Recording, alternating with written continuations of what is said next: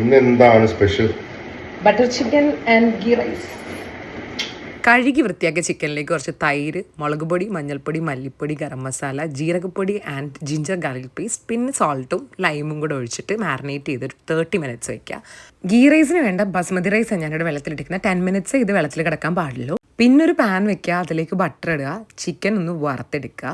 Chicken വറുത്ത് വരുന്ന സമയം കൊണ്ട് വേറൊരു പാനിലേക്ക് ബട്ടർ ഇട്ടിട്ട് പട്ട, ഏലക്ക, സവാള, ഒരു പച്ചമുളക്, ജിഞ്ചർ ഗാർലിക് പേസ്റ്റ്, പിന്നെ മുളക് പൊടി, മഞ്ഞൾപ്പൊടി, മല്ലിപ്പൊടി, ഗരം മസാല, ജീരകപ്പൊടി, ഇത് ഇത്രയും ഇട്ട് കൊടുത്തിട്ട് ടൊമാറ്റോയും കൂടി ഇട്ടിട്ട് നല്ലപോലെ ഒന്ന് വഴറ്റിയെടുക്കുക. ഉപ്പും ഇടാൻ മറക്കണ്ട. ഇതൊന്ന് ചൂടാറിയ ശേഷം ഒരു മിക്സിയുടെ ജാറിലേക്ക് മാറ്റുക.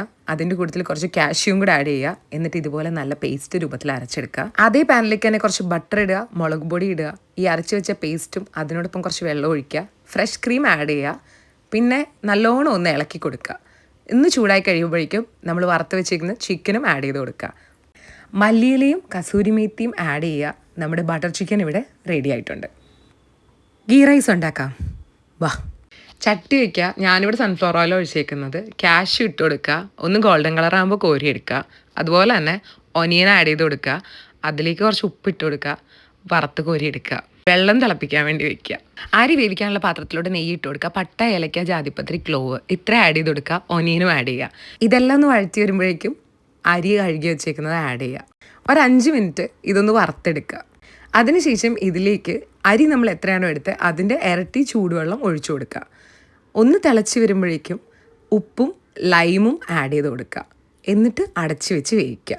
7 to 10 മിനിറ്റ്സ് ഇതൊന്ന് തുറന്നിട്ട് ഇതിലേക്ക് ഒരു സ്പൂൺ നെയ്യ് ഒഴിച്ചു കൊടുത്തിട്ട് വീണ്ടും ഒന്ന് ചെറുതായിട്ടൊന്ന് ഇളക്കി 1 മിനിറ്റിലേക്ക് ഇത് അടച്ച് വെച്ച് വേവിച്ചെടുക്കുക. അതിനുശേഷം ഇതിലേക്ക് നമ്മൾ വറുത്ത് വെച്ചേക്കുന്നതൊക്കെ ആഡ് ചെയ്യുക. പിന്നെ അത് ഈ 2 ഐറ്റം കൂടെ ഞാൻ ആഡ് ചെയ്തിട്ടുണ്ട് കേട്ടോ. വെജിറ്റബിൾസ് എപ്പോഴും നല്ലതാണല്ലോ. അങ്ങനെ ഇന്നത്തെ ലഞ്ച് വളരെ അടിപൊളിയായിരുന്നു. എല്ലാവർക്കും ഇഷ്ടമായി. പ്രത്യേകിച്ച് എൻ്റെ കൊച്ചിന് ഭയങ്കരമായിട്ട് ഇഷ്ടമായി. അപ്പോൾ എന്തായാലും അവധിയൊക്കെ കിട്ടുമ്പോൾ നിങ്ങളും ഇതൊക്കെ വീട്ടിൽ ട്രൈ ചെയ്ത് നോക്കുക. അഭിപ്രായങ്ങൾ അറിയിക്കുക.